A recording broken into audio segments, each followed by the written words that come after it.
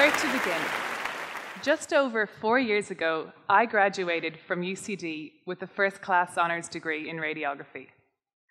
Up until then, I had played the game of doing life quite well, with no major hiccups to report.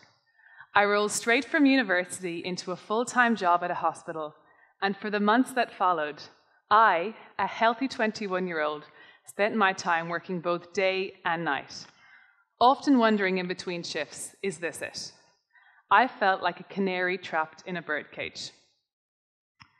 I vividly remember an autumn morning in 2011 as I drove to work, sitting in rush hour traffic. I noticed the cars next to me. To my right, a man driving a great big car, dressed in a suit far too tight for him, making very unpleasant facial expressions as he spoke into a mobile phone, with a face so red, I became concerned he would suffer a heart attack. To my left, a lady, also driving a brand new car, dressed in black, viciously applying makeup as she sat in traffic, with eyes that were very, very angry. If looks could kill, I'd be dead. As I continued on my journey to work, and for the remainder of the day, I reflected on how the majority of people I knew got dressed each morning in clothes they buy for work, drive to work, spent 8+ hours at work to pay for the work clothes, the car that sits outside, and the house that lies vacant all day. What was happening, society? Since when had this become normal? Who are we doing this for? Today, I'm very grateful to Mr. Heart Attack and Miss Angry, as that morning they painted a crystal clear picture for me of the life I did not desire. Was this what I'd look like in 10 years' time? I knew from that moment on that I'd have to take a sidestep from this rat race, that I couldn't commit to the game society expected me to play. I slowly began to change a few things. I couldn't solely consult my mind for all my decisions and choices. I had to learn to get to know my heart and body again. My heart spoke to me with tiny whispers, my body with gut instinct, and I slowly began to trust my inner moral compass again. The message was quite simple. Leave your job, all the security that comes with it, and step out into the world. I followed this advice quite literally.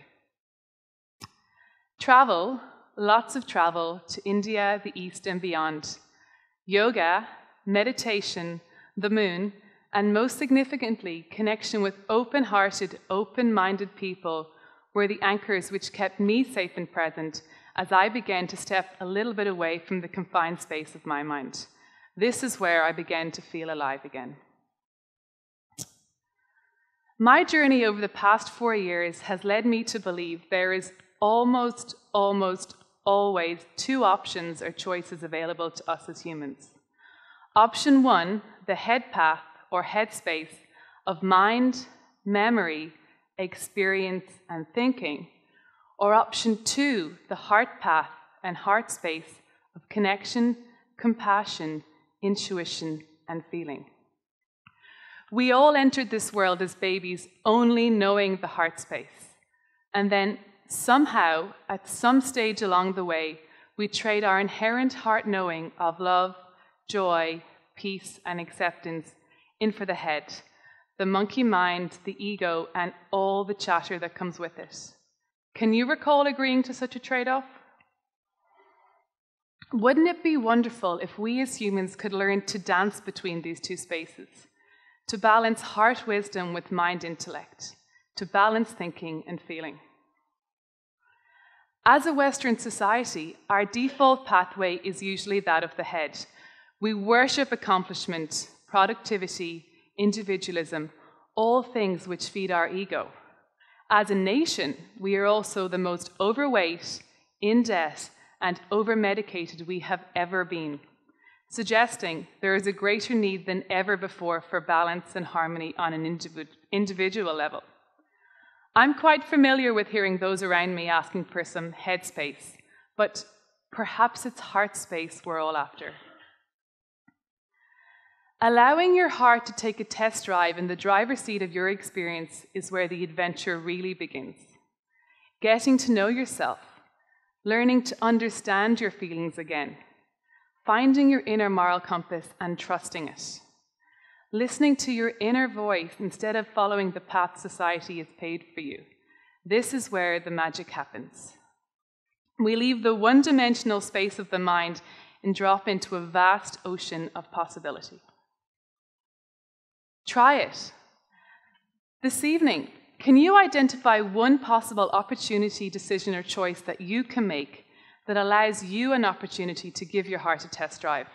Anything from the food you eat, the people you surround yourself with, your career, how you cope with traffic, everything that shapes your reality. There's always a choice.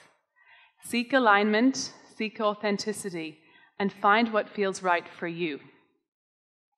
It takes patience and practice, lots of practice, before you begin to feel comfortable and at ease with this dance, to balance your head and your heart, to find your very own way. But please, please, do not give up on this tug of war. It might just be the magic ingredient we're all searching for. Thank you.